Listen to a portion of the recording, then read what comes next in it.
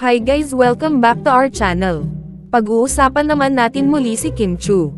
Napag-usapan nga natin sa ating previous vlog ang sunod-sunod na success ni Kim Chiu sa streaming platform sa kanyang palabas na Fit Check at Linlang. Ngayon naman ay meron na namang panibagong serye si Kim Chiu kasama ang kanyang bagong love team na si Paolo Avellino na What's Wrong with Secretary Kim. Ito ay adaptation ng isang K-drama.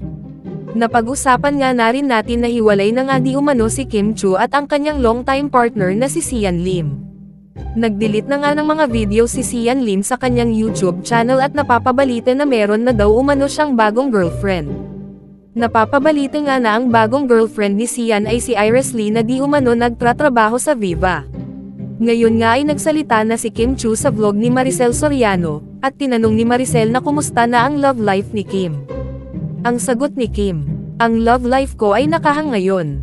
Ito nga lang ang sagot ni Kim, ayon naman sa ating nasagap na balita na di umano hindi pa nakaka-move on si Kim kay Sian.